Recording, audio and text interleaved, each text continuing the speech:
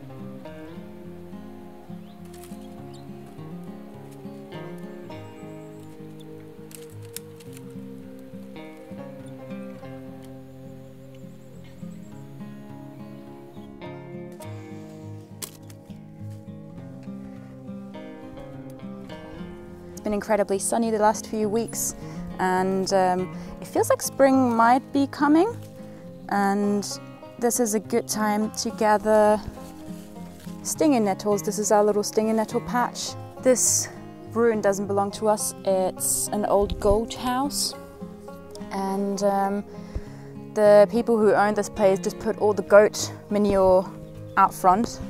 So this is why these stinging nettles are growing very prolifically here. They're also nitrogen indicators, I think. I've been gathering herbs and wild foods for years now to support our health. I think it's something that you can take in conjunction to normal school medicine. I gather the stinging nettle specifically to support my iron levels, but I also take iron supplements on my doctor's recommendation.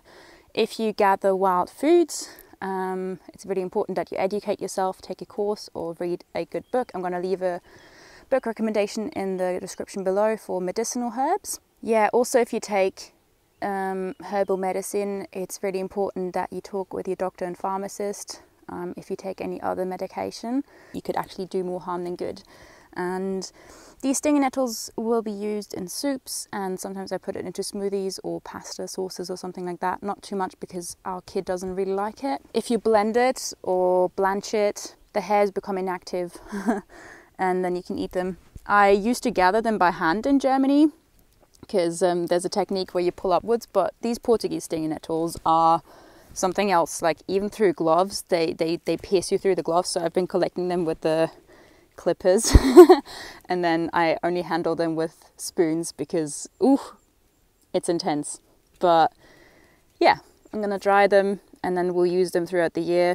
Try not to gather too much. You only take when you gather stinging nettle, you only want to take the youngest leaf, so the first 3 or so. The rest is really bitter and tough. Yeah, just educate yourself before going out there. But we really love stinging nettle. I think I'm gonna put it in some pasta soon, maybe. We'll see.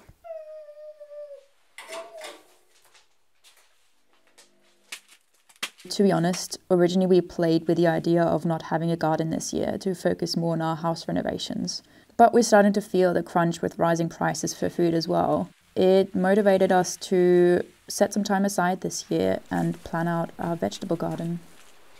We hope to maybe one day provide 2/3 of the food that we eat from our own land, but that's a long way off right now.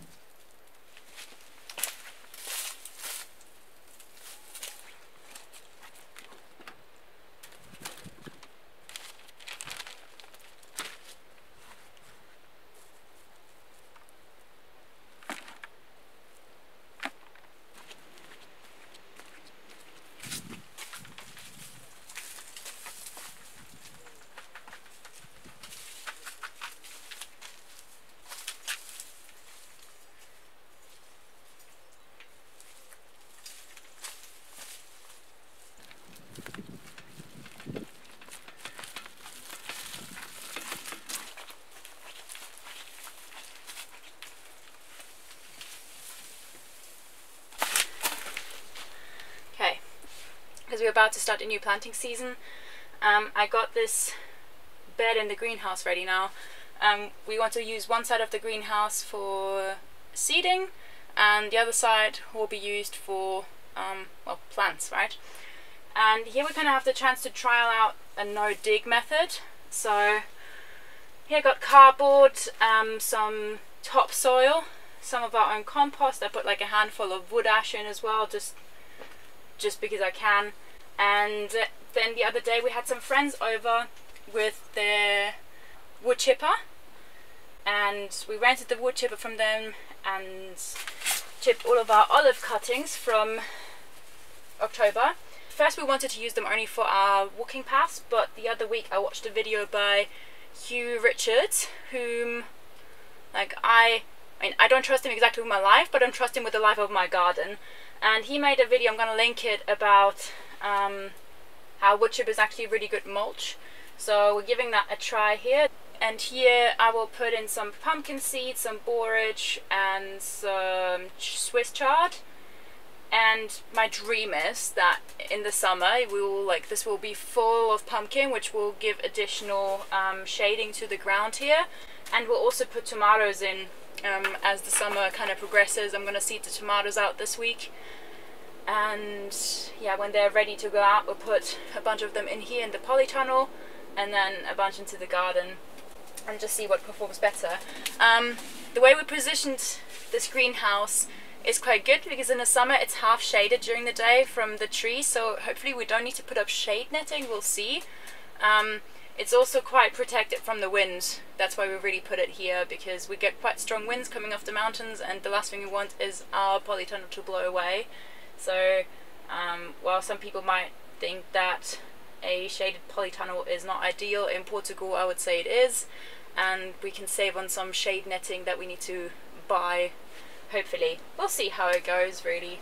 Also see how the pumpkin performs. I've never had any luck with pumpkin, and I think I need to hand pollinate them in here, which I don't mind.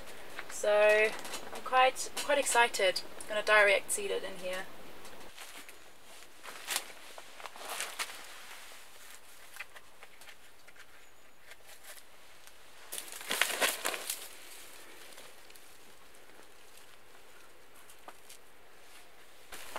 Strimmer harness on the floor in the forest. Then another day he comes back, I need to get it, so he picks it up, the strimmer harness, and he puts it on. Oh no. But then he feels like, you know, something really weird and nasty on his neck, so he goes to the mirror of his car, the wing mirror, and he looks in it, and there's caterpillars all around his neck. Oh no! He had to go to hospital in Coimbra. Yeah, I imagine so. That sounds absolutely nasty. Yeah. So you left this strimmer harness overnight? Yeah, he's always leaving things. Even now, he like put something down. Like every time I go talk to him, he like has something in his hand. He puts it down on the floor and comes up to me, and we talk. And then he's like looking for whatever it is that he put down. Just now it was the strimmer. Yeah, and he said usually it's like April or May they come down, but I told him that we saw them in February last year. I'm pretty sure I saw them the other morning when I wrote you. I'm pretty sure I saw the birds eat something very caterpillary. Yeah, he was like, go up.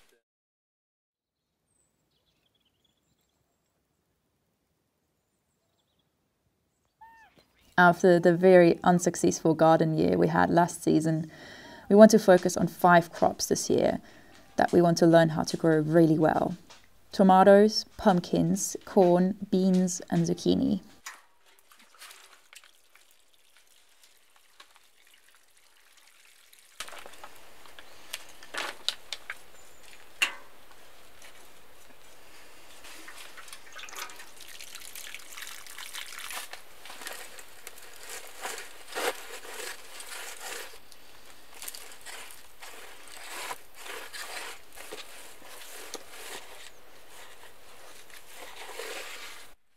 I'm also seeding out a lot of beneficial flowers such as marigolds, cosmos, echinacea and sunflowers. Not only will they attract pollinators and protect the plants from pests, they will also become a chop and drop crop to build up the soil.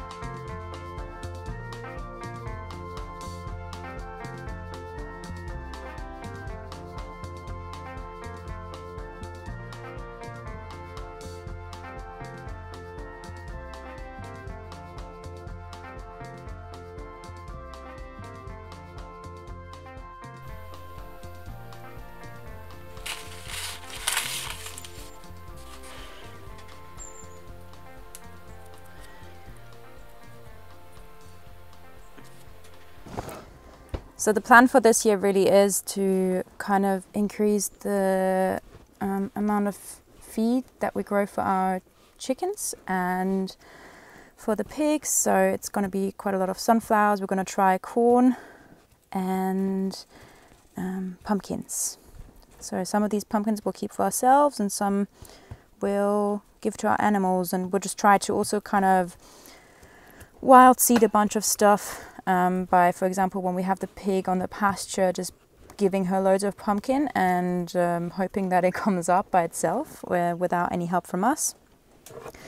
And yeah, but right now I'm planting all the sunflowers, and some from my friend and some from Cementa Schwievisch. This is Velvet Queen, quite a nice one, I think. Last year didn't have any luck direct seeding, that's why I'm doing the seed trays, and as soon as they're kind of big enough, I'll put them outside. It's also kind of nice coincidence today that I'm wearing this dress. So if you see me wear this dress in the video, it's probably because all of my pants are in the wash. But I kind of try and find excuses to wear it. It's obviously like wearing a dress when you do any kind of farm work, not ideal, you know. But for activities like this, I think it's actually just perfect. And this dress was made by my great grandmother and handed down to me. And it's actually kind of nice that I wear today when I plant out sunflowers, because she died when I was, I think 7 or 8, really young. And I don't really have a lot of memories of her.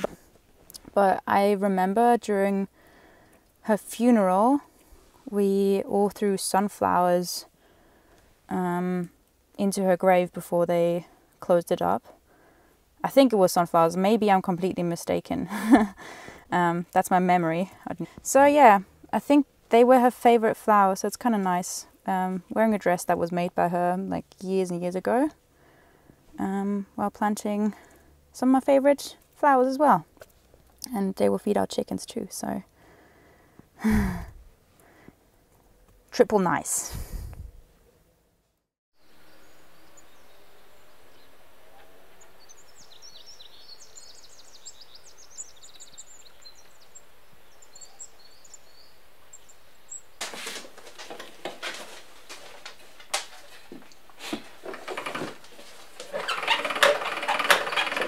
What an amazing machine. How much did we pay for this? I think it was like 10 euros or something like that. It was at Fair Cup. Yeah.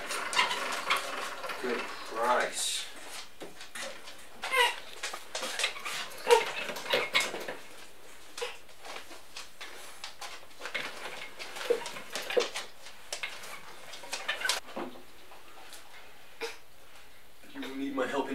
soon. So, like every week we'll have like 2 or 3 jars on a shelf full of homemade pasta together. In October, we had the pigs dig a bunch of horse manure and straw into our heavy clay soil. With the new garden beds, we're bringing in lots of organic matter. Old bracken, more manure, and a lot of straw. We're going to use the lasagna method to combat the heavy concrete-like soil that we get here in summer. And not only that, we're building our food for the future, really. Thanks to some of our followers, we could plant more fruit trees this winter than originally planned. While fruit is no calorie crop, in the case of the kiwis here, they will shade our future seating area and house and will provide some food for us and the animals. We will definitely plant more fruit trees in the coming year, but first we need to plant water so these fruit trees can actually thrive. And until then, we'll be happily hand watering the few trees that we do have.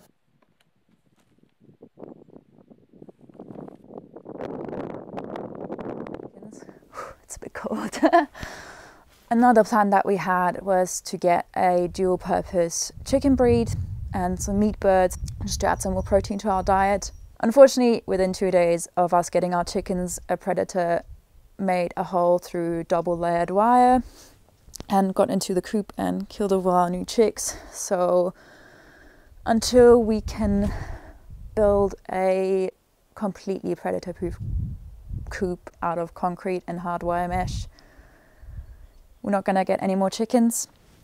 It's a bit unfortunate because we had these really big plans before people think we're complete idiots and we didn't build a predator proof coop. We tried our best with the material we had available and the knowledge we had available at the time. It was predator proof for 8 months, and since then this predator has really set it out for us. Yeah, the way I see it, that animal has 24 hours in a day to find a way into our chicken coop, and we only have a few minutes each day to think about how to keep them out of there. And for now the predator won, but we're not going to feed them anymore. We're going to build a safe coop. Another really bad thing that happened, and the reason why we didn't release a video last week, is that our pig Piggle died under the same mysterious circumstances that her sister died from, and it's been pretty hard for us. These animals, they are companions, and losing them to reasons that we have no control over, it seems, is just really tough. We have some ideas now as to why they could have died. The vet was very distressed. He tried to help us save this pig, and he's also clueless as to why this keeps on happening. So in the description box below, it's so cold. In the description box below, I linked a page in our Substack where I describe the symptoms and the results of the post-mortem that the vet performed. If you're a pig farmer or a vet and you can give us some input on how to prevent this in the future, feel free to contact us. People who don't have any experience with pigs, I would ask you to refrain from that, because we can Google ourselves. We're asking for professional advice, not for lay advice. As offensive as this may sound, we can also use Google. So, yeah.